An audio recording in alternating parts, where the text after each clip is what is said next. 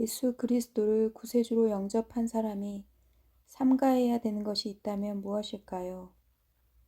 바로 죄입니다. 믿는 사람이 되었다는 것은 죄에서 구원받은 사람이 되었다는 뜻입니다. 예수 그리스도의 십자가의 은혜로 말미암아 하나님 아버지와 올바른 관계를 갖게 된 사람이 죄를 지어도 될까요? 물론 안 됩니다. 그리스도인은 죄를 지어서는 안 됩니다. 사람은 연약하기 때문에 간혹 실수로 범죄할 수는 있습니다. 그러나 원칙적으로 죄를 지어서는 안 됩니다. 하나님께서 죄를 미워하시는 것을 알면서도 죄를 끊지 못하고 계속 짓는 그리스도인이 있는데 이것은 매우 위험합니다. 반복되는 죄는 양심을 무디게 할 뿐만 아니라 하나님의 말씀에 대해 무감각해지게 만듭니다. 성령 하나님께서 죄에서 떠나라고 계속 경고하셔도 듣지 못하게 됩니다.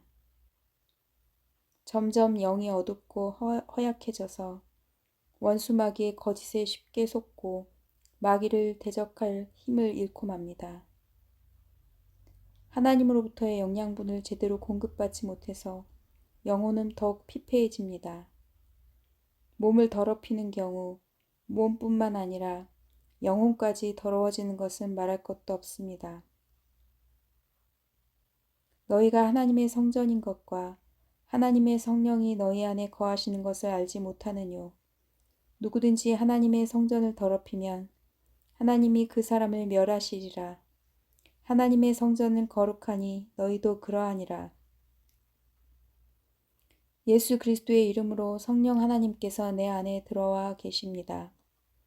그렇기 때문에 나는 하나님의 거룩한 성전입니다. 그런 거룩한 몸을 음행으로 더럽히면 하나님께서 멸하신다고 말씀하십니다. 속히 그 죄를 중단하지 않으면 회개할 기회를 놓치고 영원히 멸망하게 될 것입니다.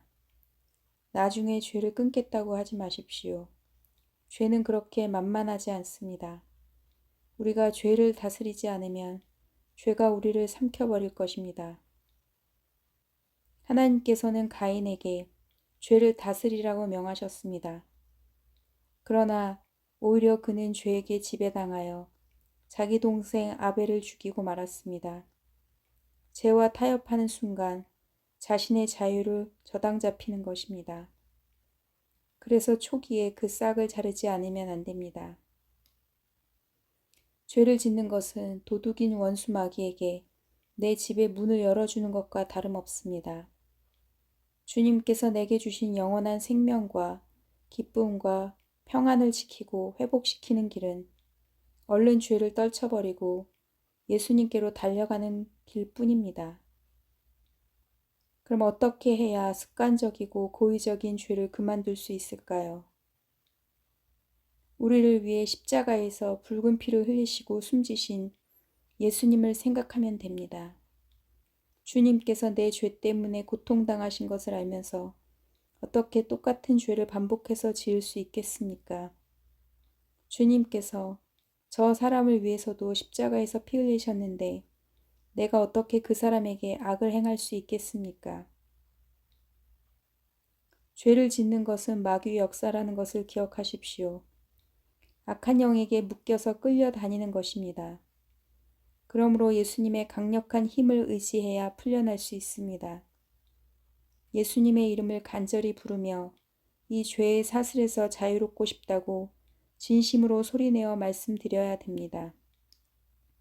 희미한 소리로 탄원해도 내 안에 계신 성령님은 들으십니다. 성령 하나님을 근심시킨 죄를 회개하십시오. 눈물로 호소하십시오. 주님께서 그 죄악의 수렁에서 당신을 건져주실 것입니다.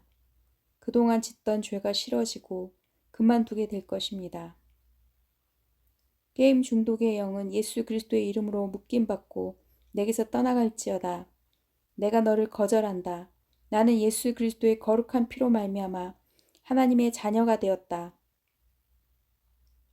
하나님께 자신의 죄를 고백한 후에는 이렇게 자주 선포하십시오. 악한 영들이 떠나갈 것입니다. 그러나 중요한 것은 지금부터입니다. 내가 악한 영들에게서 자유해져도 하나님의 말씀으로 나를 채우지 않으면 공격해오는 죄의 힘에 또다시 무력해질 수밖에 없습니다. 그러니 무조건 매일 하나님께 찬양을 한 곡 이상 드리고 성경을 5장씩 읽고 1시간 이상씩 기도하십시오.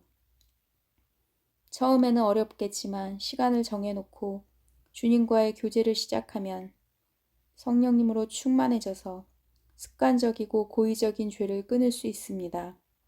지금 당장 시작하십시오.